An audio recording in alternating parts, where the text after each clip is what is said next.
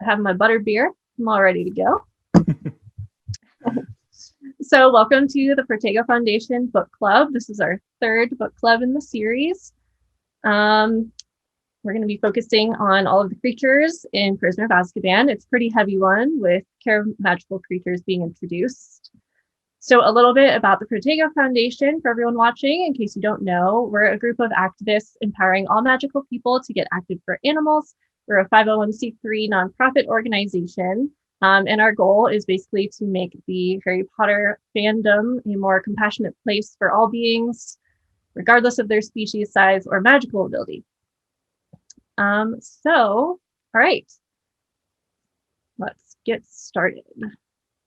So I'm just curious, did anyone think about the first time, because I'm sure this wasn't the first time you guys read this book, were you shocked at the twist at the end, or did you kind of figure it out with like Crookshanks? There are all these little hints throughout the whole book. Personally, I don't think I figured it out. It was kind of a shock. I thought it was a great twist. So feel free to say in the chat if you have any comments on that. Yeah, so Scabbers being Peter Pettigrew, I thought was just mind-blowing. So we're introduced to Animagi in this book. And if you could be an Animagi, would you want to be, first of all, and what type of animal would you choose? Maybe Team Protego can give theirs. I've always wanted to be a bird. Yes, so you can fly, right? Always. Yeah, I love the idea of being, but knowing my luck, I would choose to be like an Animagus, and then I would become like a penguin, someone who can't fly and who like lives in water. I'm also afraid of water. So knowing my luck, it'd be like, cool, I can turn into a bird. And it's like, you're now a bird who cannot fly. That sounds like a great like animated movie, like the penguin who wants to fly. I think you'd figure it out. I hope so. Yeah. Let's see. I think I would be a bird too, just because I'd like to fly. Catherine Alley, and then we'll take some participants. Anybody? Maybe a dolphin for me, because I mean, like Tyler, I'm afraid of water, but I think if I were a water animal, then I wouldn't have that problem. Like I'd be able to like get past it. I love dolphins, so. Me too. Although, like, I mean, they're like ferocious creatures. People don't really realize that. Like, they've got an attitude, and I absolutely know about them. They're just so intelligent. They have some human-like qualities, I've heard. They do, yeah. One of there's a lot of very specific requirements to make or to become an Animagus. And some of them are rather dangerous. Like one is that I think you have to consume the potion like outside during a thunderstorm when there's lightning. So it's very dramatic. And you also have to hold like, is it a leaf or something underneath your tongue for a whole month, I believe.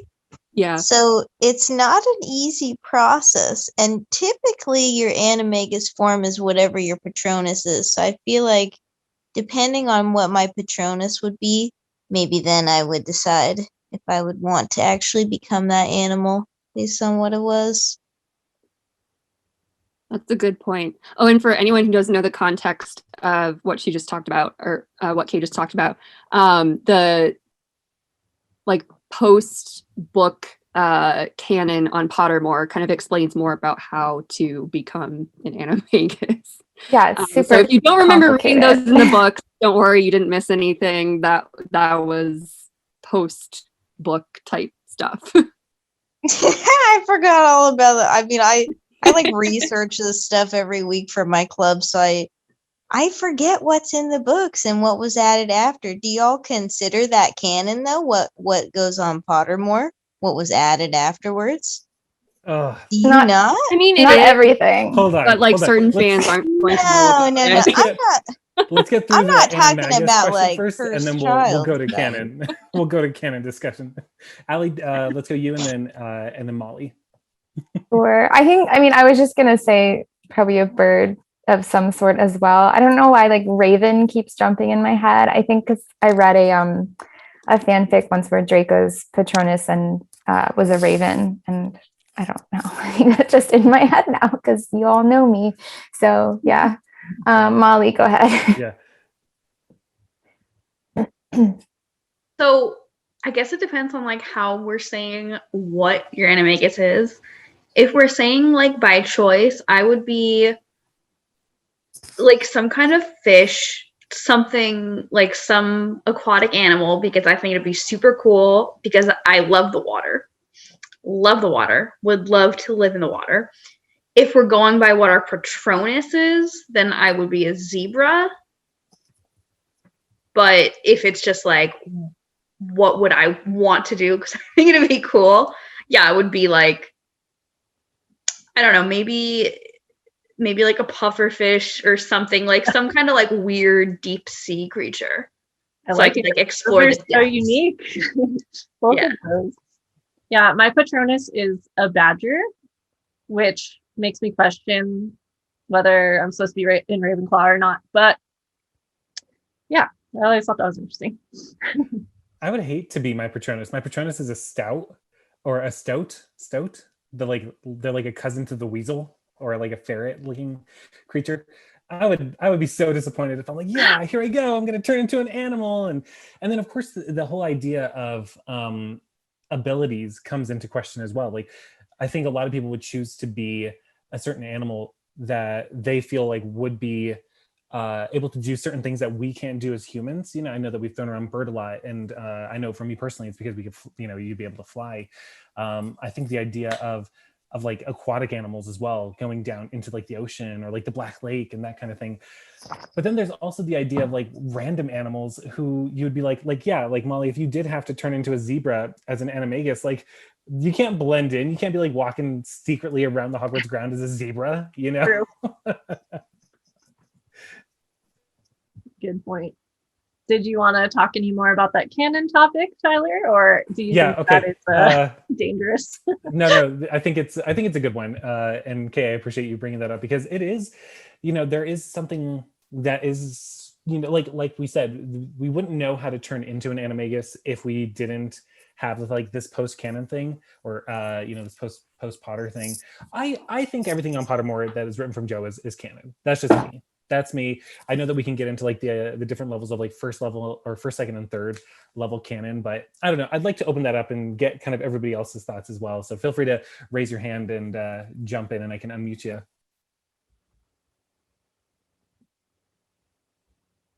I mean, we can certainly all agree that Cursed Child is not canon, right? That's a good. Yeah. Can we not? I can't agree on that yet because I haven't actually seen the show. So, I've seen the show, and I'm one of the people who I love it. The live show was great. Reading the screenplay as its own individual thing, I wasn't too keen on it. But yeah, seeing the magic kind of in real life was really special. Someday post-COVID, I'm gonna see it. I know that Nicole has their hand up. So Nicole, I'm going to unmute you. Because I guess what I was going to say about the whole what counts as canon, it gets, I think you have a lot of the things that were coming out as like sort of as the world was developing, because that's where you get the like, the Fantastic Beasts book and all that.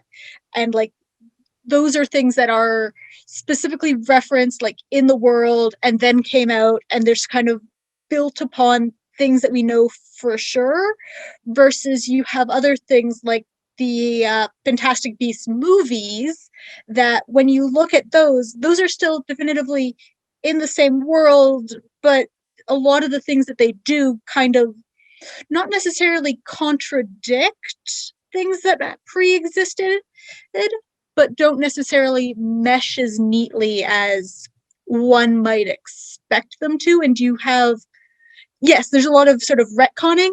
And then you also have things where it's like, where do you draw the line? Because there's like the stuff on Pottermore, and then there's also the stuff that she's put on Twitter, like the stuff about the pooping in hallways, which you have the fact that Slytherin's thing is in the pipes.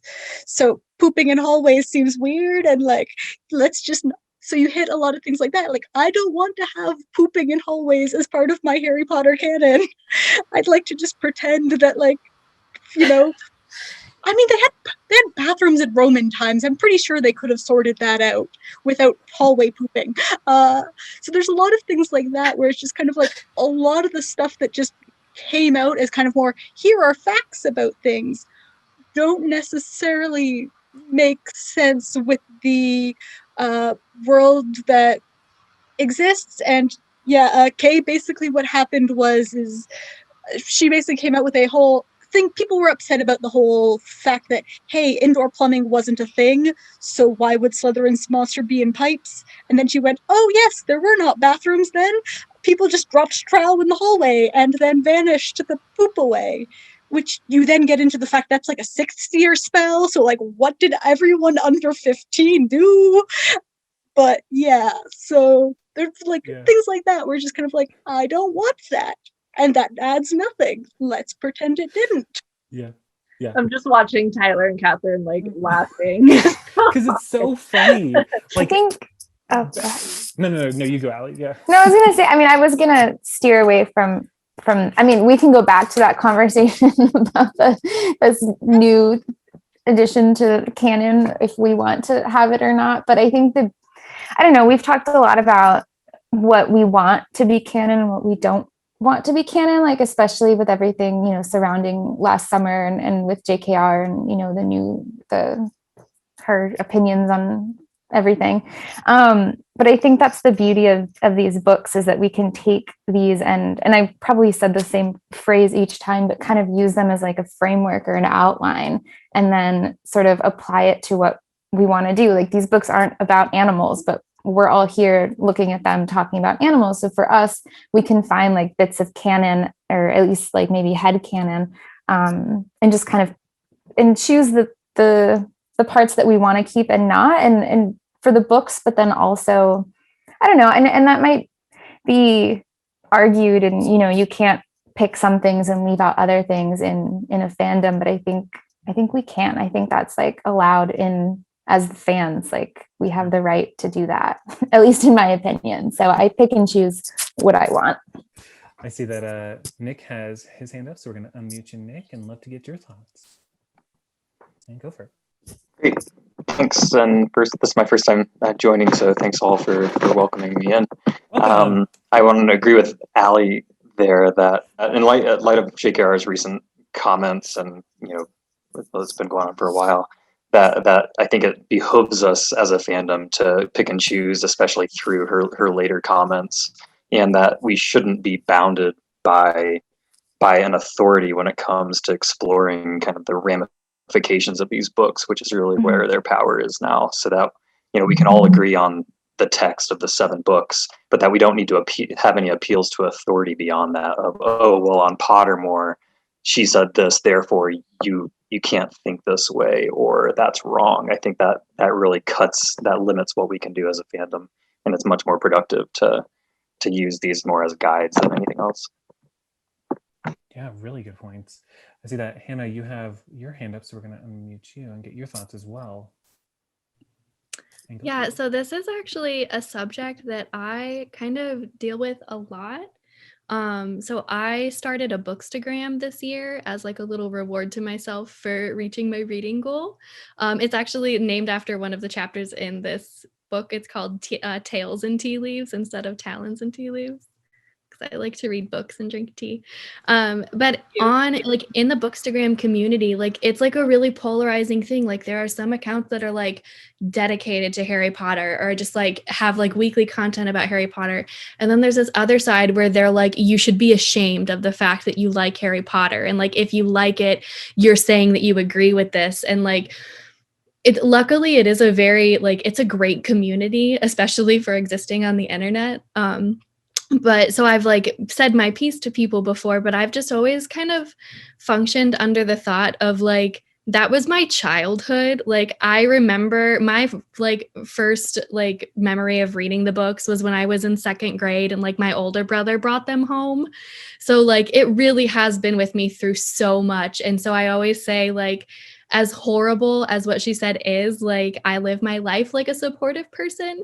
And so I feel like you can't take that fandom away from someone because of what someone said. So I think it goes along with that. I feel like that kind of goes into like the arguments of like, oh, what is canon and what is not. It's like you can't necessarily take like this belief that someone had regarding the book or like some meaning that they pulled from it and be like, oh, well, yeah, she tweeted that they used to just not have bathrooms. So like, so that doesn't make sense. You know what I mean? So I feel like it is like there are so many levels to it. And then also like that separation of like, all right, Joe, get a new project, and like, continuing to comment on it is kind of it's a fine line, but also like you just can't take my Harry Potter away from me. But I am a very inclusive and supportive person, so like, just be nice.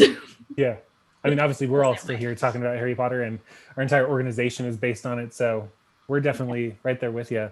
Catherine, I see that you have your hand up. Yeah, I mean, like, kind of going off of what everyone has basically said so far, like we know like in the core, Harry Potter's fandom community is one of the most like kind, benevolent, compassionate communities there is. And there's like even studies that Allie and I have talked about before, that showed that kids who grew up reading Harry Potter are more likely to fight for social justice, be inclusive, be compassionate, for a range of different issues, not just like, animal rights issues or whatever. And so I think it already kind of has been separated from any type of like JKR commentary at this point. And I think you can also do that, with whatever you want to be canon or not be canon. It's kind of like up to each individual person, and we shouldn't, judge other people if they want something to be canon or not, because like obviously I'd never heard of the pooping in hallways thing, because like I wasn't nearly on Twitter enough to like follow that. So like, I mean, most fans probably don't even know every single piece of written work within Harry Potter, because there's like so many different places that it's coming from. But yeah, I think basically it's whatever you want to make it as a fan. Absolutely. For sure. All right. Well, getting back to Prisoner of Azkaban. No, that was a good talk, though. So Let's talk about Care of Magical Creatures. It's one of the big ones. I know last time we kind of were talking about Hagrid and saying he just likes to collect creatures. He doesn't really care about them. I personally, especially after reading this book again, I feel like he does care about his creature friends. He just might not always be educated enough on what the best is for them. But as far as Buckbeak, I mean, you can tell Buckbeak likes him because at the end of the book, he's trying to get back to Hagrid. He feels secure with him. But there's also like the Monster Book of Monsters. And yeah, Hagrid doesn't always make the best choices. So do you have any thoughts on the class, Hagrid, or the Monster Book, or Buckbeak? I feel like Buckbeak's going to be its own separate conversation, but let's get Molly on here and get your thoughts. I'm going to unmute you. And go for it. Here's what I want to know about the book. Is the book sentient? Sentient questions in the Oh, wizarding world sentience. always bother me. Well, right, because we could talk about like the portraits and the Daily Prophet, but like in this context, is the book sentient? And if so, if the book is sentient, why are we like belting it shut? Yeah. That's tough. I mean, obviously. Go ahead, Allie. No, I was gonna say, obviously the book is like, pissed and like trying to bite and attack, but is it like is it, or are they, if they are sentient, like spelled to do that, or is it, I don't know. That wasn't really an answer. That was just a confirmation of confusion. I don't know.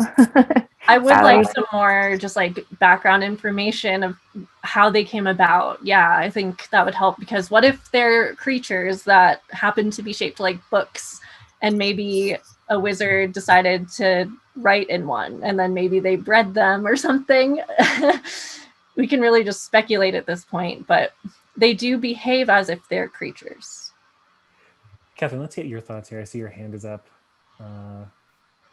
Yeah, this is actually, I think this is a continuation of the conversation we had last meeting when we were talking about transfiguration, and if, you know, transfiguring like an object into an animal, like, does it then become an animal? Is it sentient, or is it still the original object, and vice versa? And I think we discussed a little bit about how, like, you know, just because it might have animal qualities, it doesn't necessarily mean that it's 100% sentient. Like, but I guess, yeah, it's a question of, you know, did it start out as a book and then they like bewitched it to have animal qualities? Or I think Hannah's comment was kind of funny, but also true. Like, was it born as an aggressive book and then it developed? You know, like, it's, since we don't know the origin, we don't know, like, you know, what to classify it as. I've always thought that maybe they were like the books that like Madame Pince would always bewitch to, like, you know, beat people up across the head if like they graffitied in it or that kind of thing. Like, I feel like they're not sentient. I think they're just meant to emulate a specific kind of theme. If the wizarding world is good at one thing, it's really good at branding within itself. And I think this is probably one of those things where the author was like, wow, wouldn't it be so cool if we could enchant every single copy of this book so that you have to like stroke the spine and, you know, they could attack you like a regular, you know, like an actual sentient magical creature. I don't know. I think it's probably just part of like a funny Wizarding World marketing spell gag kind of deal. I don't know. That's what I think. I don't know. Seems It's funny to plausible. think about though. Yeah, that's a good one. I would love to hear everybody's thoughts about care of magical creatures though, because I think as animal lovers, as people who are exploring the Harry Potter series through the lens of animal rights, we hear about a class specifically for caring for magical creatures and what that could entail. And of course, Hagrid is just one professor in a long string of professors who have taught this subject.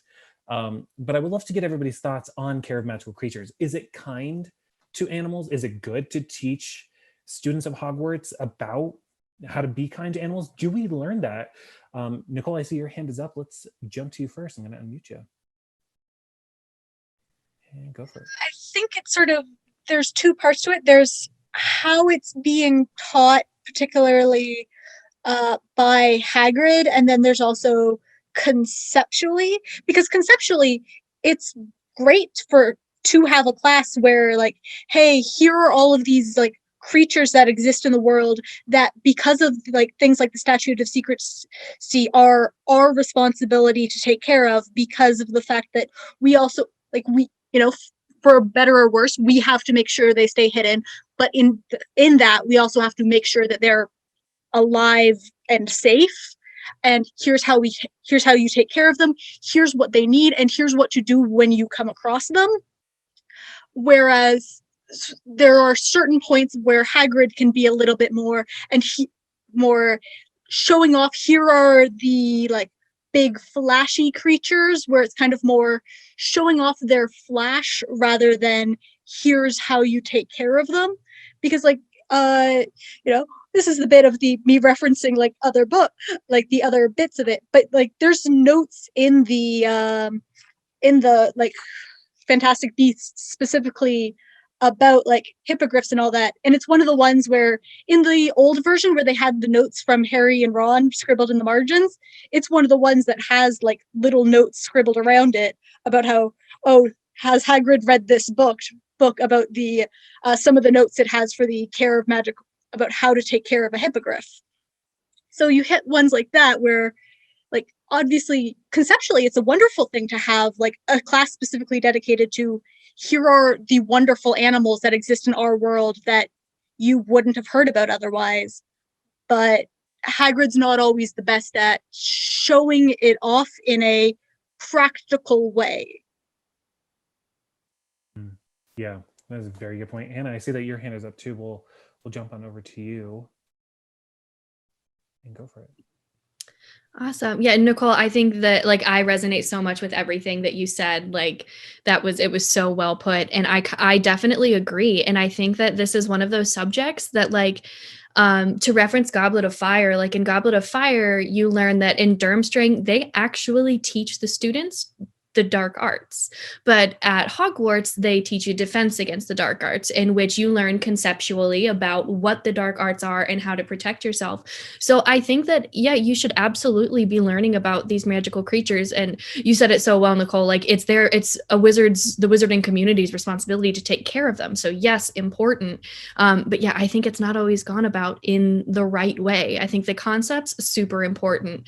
But when it comes to how the animals are treated, not the best, not the best. Yeah, really well said, Hannah. Catherine, I see that your hand is up. We're gonna unmute you here. Get your thoughts. Yeah, I 100% agree with both Hannah and Nicole. Conceptually, it is definitely in the best interest of the wizarding community to have that type of course. However, the thought that came to my mind when I was reading the book was that these kids are not really mature enough yet to be taking care of animals. I mean, particularly with, the instance with Buckbeak, obviously Malfoy is not mature enough to handle himself and be a decent person. But also, even with like, the simplest of magical creatures with the flobberworms, they fed them too much lettuce and then the flobberworms died, and then their final test was to, make sure that they could keep a flobberworm alive for an hour, which, that assumes that if they didn't do well on the test, the flobberworm has passed away. And to me, that it kind of like brings to mind, kids that'll get pets before they're ready to take care of them. Or like someone who's given a gift of a dog or a cat to a very young child who's not ready for it, or a rabbit during Easter, and then those animals end up in shelters because these kids aren't ready to take care of them yet. So I mean, like obviously some of the kids probably were ready, but definitely not all of them. So I'm thinking, perhaps the class would have been better as an upper year course, when they're kind of closer to adulthood, more mature. Yeah, that was one of the thoughts that kind of went through my mind when I was reading it. I was like, I wouldn't necessarily be teaching young kids how to take care of an animal like a hippogriff. Like that's very complicated. Yeah, and we're definitely going to touch on Buckbeak too, and Buckbeak's entire situation for sure. Yeah. Nick, I see your hand up. Let's get your thoughts here. I'm going to unmute you and go for it. Thanks. Yeah, I really like the distinction that Nicole brought up about conceptual versus application. And I guess I struggle still with the concept of it because it's care of magical creatures and not something like magizoology. It's a very hands-on approach, we're taking care of the animals rather than we're going to learn about them, learn how to protect them in a more conceptual way. And, to Nicole's point, does the wizarding world treat all of the magical animals as if they belong in one big zoo, that wizards have to control everything about them? There is no such thing as a wild animal in the wizarding world because of these hard, these stringent parameters from the Statute of Secrecy, in which case maybe care of magical creatures makes sense versus magizoology. But I think it's kind of in the Muggle world, I would prefer a class like this to be more about educating about animals more broadly, especially when talking about wild animals, how to respect their boundaries, how not to. We shouldn't be feeding unicorns. We should not be interacting with hippogriffs. That's really the wrong thing to teach kids, especially in the Muggle world. And I apply that to the wizarding world as well. But maybe that's not a parallel comparison given the Statute of Secrecy. Yeah, that is a great point, especially in regards to, since, as you mentioned, Nick, so much, or I guess really all of the magical creatures we interact with are in some way boundaried or kept within some sort of wizarding society's control, because they have to be, right? As Nicole, I think, mentioned, the Statute of Secrecy does require them to be in the wizarding community's care. That is a really fascinating question. And so, Nick, if I'm understanding your kind of distinction here, they should be taught how to like kind of respect, if they are free, kind of respecting their boundaries and keeping them wild if they are considered wild. But if they're not considered, wild, then care of magical creatures really should be that here is how you are to bathe a hippogriff if you need to, or this is how you take care of a graphorn, that kind of thing. Is that right? Yeah. Wow, fascinating. Yeah, Catherine mentioned that magic zoology should be a prerequisite for care of magical creatures. I think that's a great idea. So they could even see if they're interested, because I feel like a lot of students probably just take that class just because it sounds fun, not necessarily that they are actually interested in learning about how to care for creatures. But I think another thing is just having a qualified teacher. I mean, Hagrid really doesn't have an education of being a teacher. So I think he's kind of just going off of like his own experiences. And being 13 years old, I feel like kids should be old enough to at least have some common sense. And maybe bringing out a dozen hippogriffs all at once and letting the kids like do whatever with them after a few sentences of instruction is probably not the best idea. So that kind of all falls on Hagrid there. There are better ways to do it. So in comparison, in Defense Against the Dark Arts, Lupin also shows the kids a lot of creatures. They're all classified as dark creatures, but he physically gives them hands-on experience of how to deter these creatures. Do you feel like he does it better than Hagrid, or do you feel like it's still all of the same issues? I think it's different. I think different issues. Sorry, I don't know how to raise my hand on, it's like not letting me. I don't know why, but I'm raising my hand. So I think like in Hagrid's case, I think when we talked about the Philosopher's Stone for our first meeting, we touched on Hagrid like sort of being more of a collector of animals than like an animal lover. And there's a difference between loving animals and respecting their autonomy and respecting their place in society, and then loving them as like prized possessions. I think we related that to kind of like Slughorn with his, wall of students, that he likes to collect students and all of that. And I think Valerie, it does come down a lot to the professor. And I think, Hagrid wasn't necessarily the best professor to show like the care of magical creatures. Maybe it was more of like, look how cool these magical creatures are. But and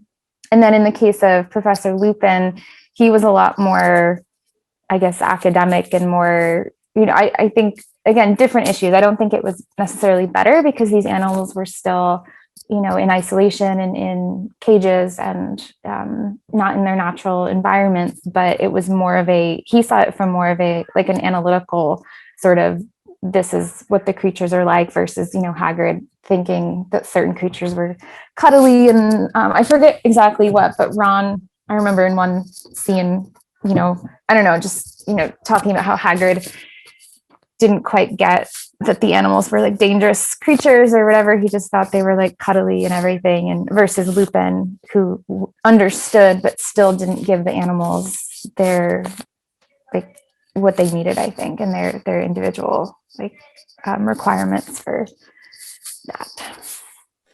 Yeah, interesting. Catherine, I see you have your hand up. We'll unmute you and get your thoughts.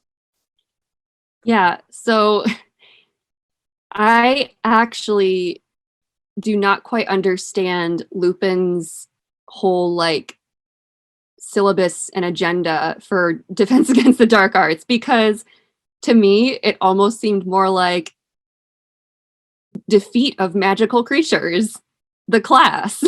Like and which almost is a bit hypocritical, with him being a werewolf who's quite frowned upon by a lot of wizarding society, to take these creatures who are highly misunderstood and just slap them with the label of, these are part of the dark arts. I don't think that any of those creatures should have been taught in that class. Like, that's not dark arts per se. So I'm like, he was teaching the wrong class the entire year.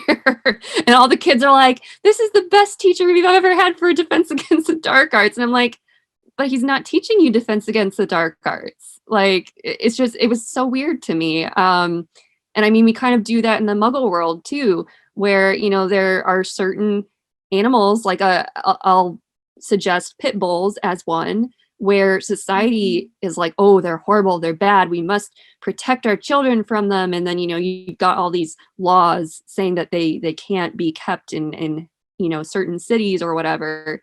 And it's that same mentality of branding a creature with, you know, this dark or bad moniker, just because of some of their inherent traits. So yeah, that I didn't think that was appropriate for Lupin to be teaching that stuff at all. I mean, I love him as a character, but yeah, that was not something I was happy with this book. Yeah, that's a really good point, Catherine. Molly, I see that your hand is up. Let's get your thoughts here. So I just want to go back to something that was recently mentioned in the chat, which is someone had said, and we were talking about how someone said in the chat that magizoology should be a prereq to care of magical creatures, which, like, yes, I definitely think it should. But what does come to mind with that is, especially as we also talk about Defense Against the Dark Arts, book 5, we get Umbridge. And, like, obviously Umbridge had many issues.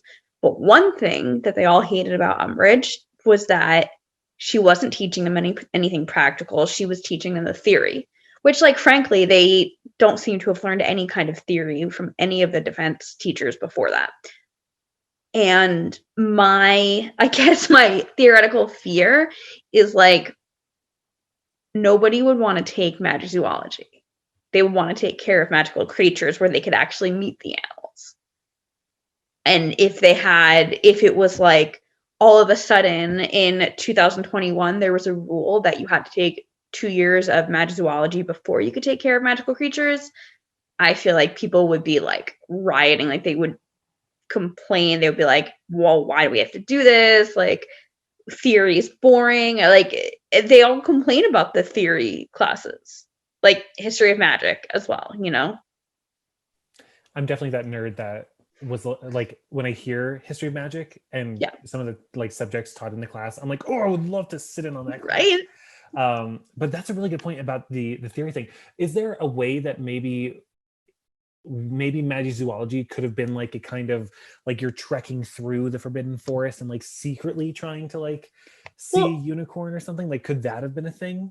It could even be like, I think of like my brother's girlfriend is in medical school. Before she was in medical school, she took several chemistry classes where you study chemistry and you do chemistry lab, and you take biology and you do biology lab. And first you're, you know, probably looking at a leaf, and then they're maybe dissecting an animal, which, you know, whatever. And then you have a couple years of that before you actually get to, you know, cadavers, before you work on human patients. So maybe if there was something kind of like that, like labs along with the theory might be a better format than like you have to take 2 years of magizoology before care of magical creatures. Interesting. We need to get in touch with Hogwarts and just pitch them this whole new curriculum. Pitch them our curriculum, yeah. Whole new thing. Like, let's do it. We can all take turns teaching the classes. It'll be fine. We can do this. Catherine, I see you've got your hands up or hand up. Let's boop. Sorry, I'll stop talking soon. Don't even. But that actually, Molly, that kind of brought to mind the scene from Sorcerer's Stone, the movie, where Quirrell's like holding this iguana.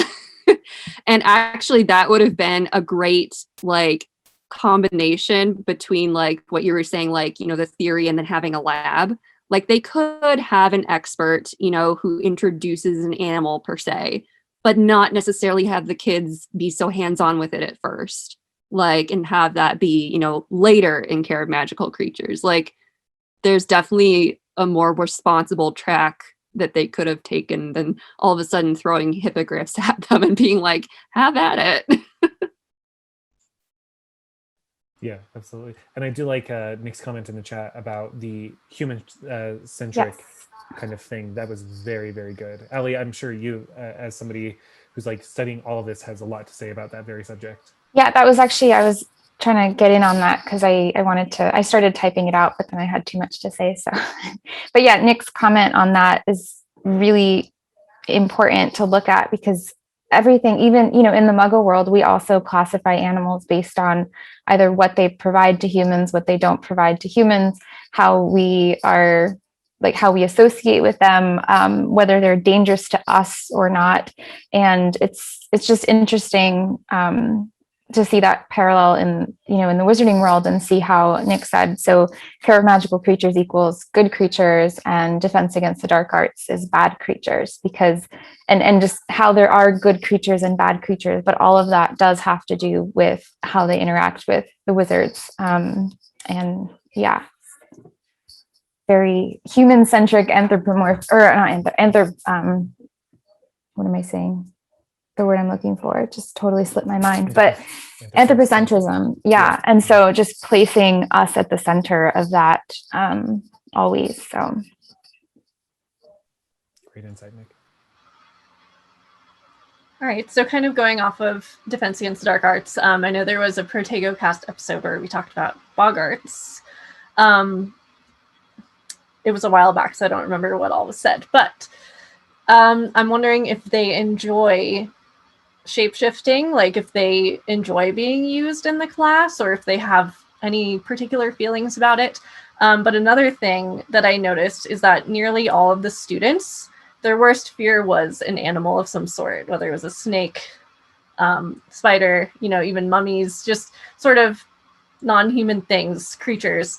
So I don't really like that animals are represented as people's worst fears so much. It doesn't make much sense to me personally, but any feelings on Boggarts there? I love Boggarts. And like Ali put in the chat, and if you've listened to that episode of Protego Cast, I'm pretty sure we had to edit it down because I spent so much time talking about how much I love the story of Boggarts and how misunderstood they are. Like the idea, fewer things bring me to tears or like close to tears faster than thinking about a Boggart who is all alone, who is honestly just trying to exist in this same world as we are, already existing in a wizarding world where he or she or they are being kept together. And how scary it must be that whenever they find somebody else, human or magical creature, and they go up to them, and then suddenly like that person is totally terrified of them, and they like are attacked. They're like the ridiculous spell is used against them. It's just that idea of constantly looking for help or companionship or friendship, and being forced to turn into like that person's, you know, biggest fear. Or I don't know, there's just something about that story that is so heartbreaking to me. And I wish that we saw more Boggart stories and that whole kind of thing, because it just feels, I have the feels. And as we go through this book and we go through that lesson specifically, and in Crimes of Grindelwald as well, same thing. I get that little ting of like, Boggarts, like you're so misunderstood. So I'd love to know if anybody else has any thoughts. Like, I need to know that I'm not the only Boggart lover out there. It reminds me kind of what we were saying about the basilisk last time, how they look at someone and they kill them. Like, does that make them upset, or are they happy with that? I like Elizabeth said, a Boggart's worst fear may be a human. That's so sad. Yeah. I guess I have a question. You don't have to say what your worst fear is, but since we are all animal activists, would anyone say that their Boggart would turn into an animal? Or do you think it would be something else? I know that for me, when I was younger, yes. I used to be really, really afraid of dogs. But that was just like, I had a lot of bad things happen when I was a kid revolving around dogs. But now I think it would be water, as I mentioned earlier. Like, I'm deathly afraid of water. So I think my Boggart would just be like this floating ocean around me or something. But Hannah, I see your hand is up. I would love to hear your thoughts. So earlier when you said, "Oh, I'd want to be a bird because like I'm afraid of the water," I am afraid of birds, and so I would want to be in the water away from them. Poor Catherine used to have to put her bird away when I came over sometimes because it was just too much. But like as I feel like that is something that it's kind of a juvenile thing. Like I feel like most kids are it's not most kids, but it's more common for a child to be afraid of an animal because they don't feel, they can't control the situation, they don't quite understand it. And then I feel like as you grow up, like I don't know how you could represent like dying alone, but like I think that would be what my Boggart would turn into. So I feel like it would evolve more, and that fear of animals is more of a lack of understanding of these animals. And I feel like that's why like Care of Magical Creatures is so important, because you should show young students that they don't need to be afraid, but you also shouldn't just like, hand a bunch of 13-year-olds a pile of Buckbeaks and his buddies and be like, all right, just be really nice. They're huge and dangerous and easily offended, Draco. So. When you said pile of hippogriffs, instantly I just imagine like cartoon Hagrid just like carrying a bunch of hippogriffs, just like and just like dropping them off in front of the class. Very, very good. I feel like that would happen in like one of the Lego cutscenes or something. I could picture it in that. Yeah, that'll happen like the anime adaptation or something. That's really good. Yeah, Catherine, yes, you have your hand up. There you go. Yeah, I think it's like, I mean, it's true to Muggle life, I think, that a lot of people are afraid of animals. Some for very like reasonable reasons, and some are just, random phobias. But yeah, like for instance, for myself, like this is horrible of me as a vegan, but it's definitely spiders that I'm most afraid of in the world. No particular reason for that. It's a completely unreasonable fear, but that's how it is. And so I feel like, I mean, for the kids with the Boggart, like it seemed reasonable to me, even if it is kind of sad that like a lot of them were afraid of, certain creatures or animals, or, like Ron. Totally get it, Ron. But I think, also I do agree with what Hannah said. Like those fears probably would morph as they get older into something that's more conceptual and not like an actual physical fear, because you see that Lupin's is a conceptual fear, even though it shows like the moon is a physical orb. His fear is transforming into a werewolf. It's not of a certain creature or an object. So I think, Boggarts actually might be safer around adults than they are around kids. They wouldn't transform into as many creepy things, I guess. That's one of the things I was thinking of as you and Hannah were saying this, Catherine, I was trying to run through my head really quickly of the known Boggarts that we have for adults. And the first one that comes to mind, and I think his might be the least conceptual because it's so blatant, but we know that Voldemort's, if he were to experience a Boggart, it would just be his dead body. But then we see, and correct me if I'm wrong, it's been a few months since I've read Order of the Phoenix, we see Molly Weasley's Boggart as just her entire family like dying, or I'm pretty sure they're like dead, or dying, something very traumatic. And it's that concept of your family being hurt. And I think Kay even mentioned in here that they're more afraid of events or scenarios than objects or creatures/animals, more verbs than nouns. And that's really interesting because I think, as we often joke about this as millennials or adults now, how we're like, man, if I go back to be a kid where my biggest fear was not doing my homework or something, I feel like as we grow older and we experience the different suckiness of the world, our fears become less like practical, like, oh my God, I'm gonna encounter a snake and they're gonna bite me, oh geez, to, oh my God, I gotta pay bills, I've got to do all these other things, more existential to that. So do we have any more other examples of adults and Boggarts? Nick, I see your hand up.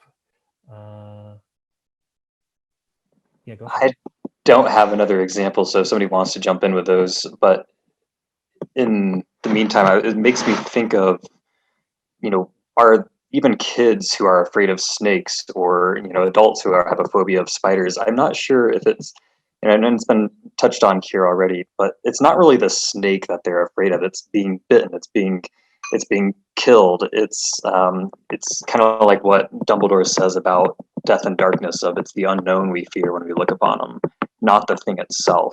And that's where, as kind of animal rights activists, like that it's important to make those connections and say, look, you're not, to kids, to everybody, that you're not afraid of the spider here, you're not afraid of the snake, you're afraid of what it can do to you, and if you just learn how to manage around it, then you don't have to be as afraid. There's still going to be some biological fear that's started up because of that snake's presence, but it's not the animal itself. It's really about what it can do. But that's the case with anything, really. Is the verbs and not the nouns. That's a really good point there, Nick, because I do want to know if is the wizarding world ahead of us in that they're looking at the classification of a lot of these magical creatures as dark in that same way? Like, are they recognizing kind of the same thing as you're saying? It's not so much that quintupeds are dark in and of themselves, it's some of the things that they can do that make them dark, like kind of bouncing off of our chat in Chamber of Secrets too with the basilisk. Is it not so much that the basilisk themselves are they're scary, but is it the fact that they can look at you and kill you? Is it the fact that they have this extremely poisonous venom that makes them considered dark? I don't really know where I'm going with that point, but yeah, Nick, let's get you. Sorry, I'll stop talking here in a moment as well. But I agree with that. But I think I do think that's similar to how Muggles treat things. Like, it's not like we treat all snakes as being bad or evil. Where like a garter snake is one thing, a rattlesnake or king cobra is another. So we do have that evaluation within that. I think the problematic thing with the wizarding world is that they use that as a blanket to do things to these animals. Oh, well, a boggart or a dementor can do this to us, or a quintuped can do this to us. Therefore, we have the right or even the obligation of extirpating it. It's what a boggart. I love somebody said, like, it made me think that a boggart is really just having a fright response. Like, this is their stress response of being cornered. And what do wizards do? They freaking like obliterate it from the face of the earth because it's scared them. So I think wizards kind of use it as a free pass to do these really to justify these really bad acts against animals that can do harm rather than learning to live with them. Yeah, a lot of really great points. I love this conversation. I feel like that was a lot of great stuff. And I know that phobias are a thing. I wouldn't say I have one, but as far as like spiders, and for me, I guess it's like cockroaches, because they move so quickly and it's like they're unpredictable, and that's why they scare me, because I'm like, I just don't know where they're gonna go and they move so fast, so I'll scream if I see them. But I guess it's just an opportunity to kind of step back and think about why you're afraid of something. Like, I know a lot of people will be like, if there's a spider, I'm just going to kill it. But then they don't want to kill, like for us, we don't want any other creature to die. So it's like, why not just catch it and put it outside? Like, just because you don't like that species doesn't mean that they should die. Like, they're not trying to scare you, right? So yeah, for me, my worst fear, I fear humans more than other species, personally. Fair. Like someone breaking into my house or something. Yeah. Oh God. Yeah. Yeah. All right. So we have about half an hour left. So let's finally talk about Buckbeak. I know that's a big one. Definitely a large plot point in the book. I find it kind of heartwarming that there's so much time in this book spent trying to save an innocent creature. Even Ron, who he doesn't really like to do homework and stuff, he takes the time to do research to help Buckbeak. So let's talk about Buckbeak and also the Committee for the Disposal of Dangerous Creatures. I love Buckbeak. I know that's a lot to unmute just to say, but I mean, what a great character. And I do like that this whole it's very sad, obviously very sad for Buckbeak, but I do like that this this plot is in this book because it does kind of signify the counterpoint to Care of Magical Creatures. What Care of Magical Creatures is supposed to do is, teach us about, in theory, love, respect, and how to care for the magical creatures who are in our care. But I think we see really, really well not only the dangers that the human students are being put in by having this kind of a class, but also the magical creatures themselves. Like Buckbeak he is sentenced to death because of one irresponsible student. And it's one of the things that if Buckbeak were not in that situation, or if the students were not in the situation as well, or maybe that they had a more competent teacher, something like that, he would not have been, sentenced to die. And luckily we know that, he is not, he's not dead, and Harry and Hermione save him, and really great. And he lives on as Witherwings. But I think it really does play into that whole idea of, if you're not in that situation, or if the magical creature's not in this situation, nobody can get hurt. Nobody can be, damaged. And, what are those odds? I don't know. But yeah, I know that I think Allie has some really fun stuff to say about like the legal stuff when it comes to Buckbeak, if you're interested in sharing some of that, Allie. Yeah, sure. So I took an animal law class last semester, and we talked a lot, and a lot of it went over my head because I'm in no way like a law student, but we talked a lot about the idea of personhood and legal personhood. So we can talk about, I also went to a panel the other day about someone is kind of changing the word there to beinghood, because person kind of, connotates that it's about people, like human people. And there are a lot of entities, I guess, in law that aren't people, that are protected under personhood. Like corporations can be protected on, as personhood or as persons by the law. Also like ships and rivers and streams and anything that can be, that I understand, because they can be, subject to environmental destruction and all of that. And so protecting them as persons makes a little more sense. But the corporations one kind of bothers me when it's, a whole corporation versus like an actual living creature, living being. But I think one thing that, and I didn't get to finish the whole book. And also I'm reading it in Spanish, so the words are a little bit different, like the names of like the titles of the people or of the committees and stuff. But that whole idea of how there's like a committee for disposal of animals, or I forget exactly what it's called. But it's just interesting that in the Muggle world, there are beings that have no protection. Like, yes, there are anti-cruelty laws, but they don't apply to farmed animals, for instance. They apply to dogs and cats. And the reason that these laws apply to dogs and cats versus farmed animals is because these animals that are used for human, in human exploitation and consumption are considered property. And so there's this continuum of property into personhood, and like where the animal falls between that basically decides their fate in any kind of legal matter. And so someone can sue somebody else because somebody, that person physically harmed their dog or their cat. Meanwhile, animals in slaughterhouses have zero protections. And there have been some cases where if they see like, mistreatment of animals, I would argue that any animal in a slaughterhouse is being mistreated.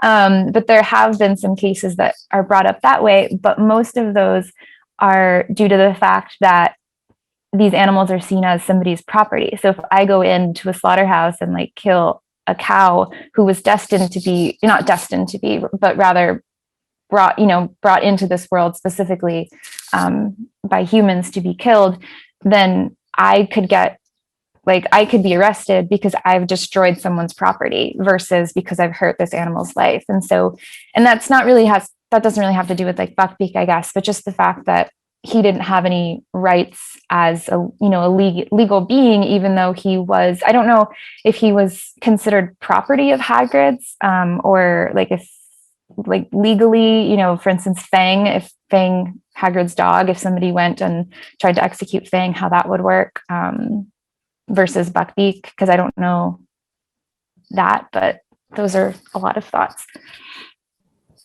It's a really good point. I do wonder if they're not, if the hippogriffs are not the property of Hagrid, right? In this human-centric legal system, and if we subscribe to the idea that all magical creatures who come into existence in the wizarding world, who have been deemed magical creatures, are in some way the responsibility of the said Ministry of Magic or the region's, governing agencies, would that not mean that every single creature in the Forbidden Forest, in dragon reservations, up on cliffs with phoenixes, does that not mean that they are in some way owned by, or at least the responsibility of, the ministries? And if so, shouldn't it really be the idea that the ministry has failed these magical creatures, or has failed Buckbeak by allowing, Buckbeak to go into this situation? At what point does the ministry, if we subscribe to this idea that Buckbeak belongs to the Department for the Regulation and Control of Magical Creatures, at what point do they have to take some kind of responsibility, or what part do they play? I have no idea. I've always loved the Ministry of Magic stuff. I wish we got more details on that kind of thing, but yeah. Yeah, Catherine. So your hand is up.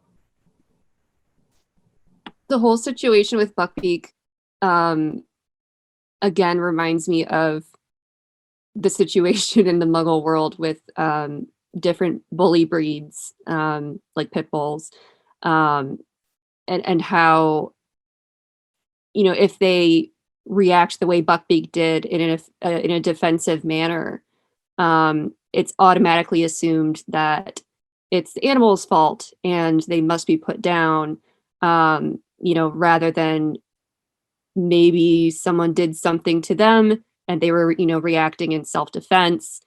And I mean, that's basically what Buckbeak was doing. He was, reacting in self-defense. Which and Allie brought Fang into the conversation, and it made me wonder, would they have reacted similarly if it had been Fang that maybe bit Malfoy on the arm or something? Because I guess in the movies he's quite a large dog, but like would it have been something similar where I mean, obviously I don't think he would be under the control of the magical creatures divisions of the ministry or whatever, because he's not magical, but it's just there's kind of a dichotomy between which animals people will see as being dangerous because of their size, or what kind of animal they're categorized as. So that's it reminded me of how people, whenever there's, especially with some cities, they have those laws in place to so people can't have bully breeds in the city, and they're just it's almost discriminatory towards those certain breeds. And I feel that there's kind of that element towards Buckbeak's treatment as well. It's highly discriminatory, just because he's a large animal with talons and a beak, yeah, that's I don't know if we can answer this question that I'm about to pose here, but a lot of what you're saying, Catherine, led me down this train of thought of, we know that Lucius Malfoy and his influence really played a part in Buckbeak's sentencing. Do we think that had Lucius Malfoy not interfered, and if it was Hannah Abbott who was attacked by Buckbeak, assuming that her parents have no weight, or not the same weight as Lucius Malfoy, do we think that Buckbeak would have been let off? Do you think the Department for the Regulation and Control of Magical Creatures, or whatever the presiding ministry body who was overseeing this trial, do we think that they would have been yeah, of course, Hannah, why did you go up to this hippogriff in such a rude way, and this is just natural? Do we think that Lucius Malfoy is the reason why Buckbeak was sentenced to death, or is the ministry just that out of touch with magical creatures? I'd love to know somebody's thoughts. I mean, that's a really good question, because in the book it does mention, I can't remember whether it was Hagrid or somebody else that mentioned, the committee is basically in Lucius Malfoy's pocket. Yeah. So that's a really good question. Yeah, go for it. I agree that it's really, in this instance, the Malfoys. I mean, Harry and Hermione and Ron almost died and through the trapdoor in the first one. Several kids were petrified by a basilisk before the Ministry acted in the second one. Ministry seems pretty hands-off, and it's not until a big fuss is made by somebody with a lot of power or influence that they really seem to act, which I think highlights the point that the people that tend to do that have a lot of privilege and tend to tend to use their power in a fairly selfish way, I think. So in a kind of a Muggle comparison, it's, kind of like the squeaky wheel gets the oil thing, and oftentimes it's a fairly selfish squeak that's going on. It's, oh, well, that pit bull attacked my dog. You don't, by and large, most people will let that be, or, just say, oh, well, there was a small little scuffle. I don't need to put this, interfere and have this dog put down. But there are some folks who do take it upon themselves to really make a fuss and result in kind of unfair actions or kind of non-commensurate actions being done to animals. And I think that's what happened here is a loud voice, won the day. Yeah, that's a really good point. Yeah, I have a couple of random thoughts. Just the fact that students need a permission form signed to go to Hogsmeade, and I don't know if Hagrid got to make up the curriculum by himself or what, but it's shouldn't they have some sort of form to be signed if they're going to take this class with creatures that could potentially harm you? And then there's also the Triwizard Tournament where they literally just are here, face a dragon. So it's so they only care about danger to the students sometimes. It's not very consistent. I was going to say that's a good point, Valerie. In certain instances, the powers that be and the people in charge will be oh, you can't do that. You need permission. You need to sign a waiver. Stay out of this area. But when it comes time to actually trying to make sure the students don't get into any mischief or hurt themselves, especially when it involves other creatures, they tend not to be as hands-on in making sure that doesn't happen. I just had a thought that, Hagrid's running that class by himself. He can't be around at every single group making sure they're following his directions. And that's probably another flaw in the curriculum in the class. If you're going to have that many dangerous animals in it, you probably need a TA or some supervisors or other experts or something. Which I guess that's a testament to just how unprepared Hagrid was to teach that class, maybe. Yeah, get some NEWT level students. Some Care of Magical Creatures NEWT students, and just help out the younger kids, some kind of support. Yeah, show them how it's done instead of throwing the kids into it without really any, instruction except for a couple sentences. Yeah. Or just have one hippogriff instead of 12 and have everyone take turns. Right. But I think some of the blame also lies on Dumbledore because he really there is no regulation of the teachers. I feel so many of the teachers do questionable things and he's just whatever. It's fine. Hannah, I see your hand is up if you want to jump on in here. So I might have an unpopular opinion, but I will stand by this one. Hagrid is not a great teacher.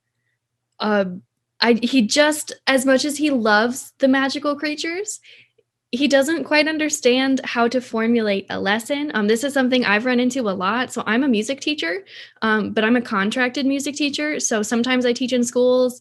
A lot of times I've worked at performance schools. I work with private students, and I've had teachers come through that I've taught with where they're oh yeah, this girl is amazing. She's in all these bands. She's such a good singer. Girl has no idea how to tell and she can't teach a voice lesson. She's an amazing singer, but she can't tell you how she does it. It's just like, oh yeah, well, you just, if you want to be louder on that note, just be louder, which is great. And, you know, and it especially, you know, I'm not saying it only happens with girls, it happens with males as well, where it's like, oh yeah, I can shred on the guitar, but I can't write any of this down for your kid to go home and practice it. And I feel like that was one of the oversights with putting him in, is like, yes, his love of the magical creatures is like so there and it's so pure.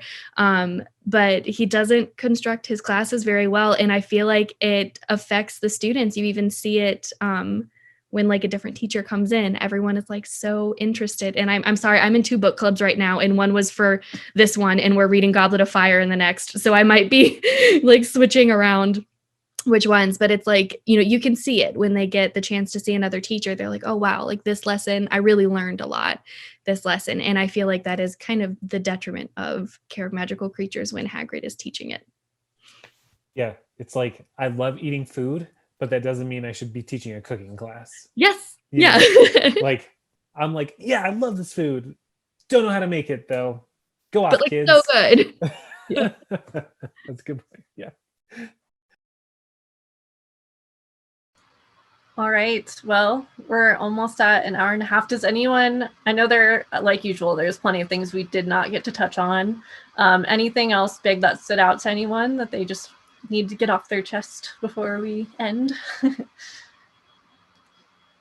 For me, we always talk about owls being non-magical creatures, but I totally think that they're magical, because how else do they know like how to find anyone? There's something magical about them for sure. Yeah, definitely. I know that Catherine put in the chat. Oh, actually, Catherine, I'm gonna unmute you and you can probably say what I was gonna read here. Yeah, we can't end this book club without talking about Crookshanks and how he's the hero of the entire story, basically. Like, I did not read it that way at all when I was younger. I was like, oh, cute orange cat. But now when I read it, I was like, he is what drove all of the plot and action along throughout the entire story. He's the one that knows that Sirius is a good guy. You know, he's the one that's been saying the whole time Scabbers isn't what he's pretending to be. Like, you know, Crookshanks is the one that presses the knot on the tree. And like, it's just, I mean, very underrated character.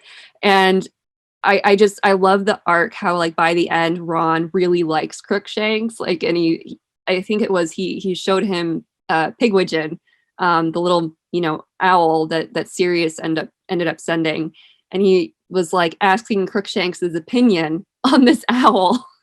I was just like, Ron at first saw him as like, you know, this mangy cat that was horrible, and he, you know, I think there were like times where he like meant to kick him or something. But then by the end, he sees him as like this really integral part of their little Hogwarts family. And I thought that was beautiful. Like he recognized that Crookshanks is like the hero of this story. Pour a better beer out for our good friend Crookshanks. Oh yeah. Hero of Prisoner of Azkaban. I thought that Ron should have done more of an apology to him at the end. I don't know if that comes up later, but yeah, like, can you say sorry, Ron? Just implied. That's good. Hedwig is getting shout outs in the chat. Hedwig. Yeah, I like to. But no, it's a good point, Valerie. Like that even the animals that we assume are not magical, they might actually have some magical abilities that are just not openly discussed. Like finding wizards wherever they are. That is quite not what normal owls can do. So, yeah. Or can they? You know, that's a good question. And that just reminds me of that meme that I think Allie sent a bunch of us that was like, how do you, like, if a bunch of ornithologists like caught wind of how many owls were all swarming around in these weird areas where they're not supposed to be located, they would, you know, break the statute of magical secrecy or whatever, like because of the owls being where they're not supposed to be in the world. Yeah. All right. Yeah.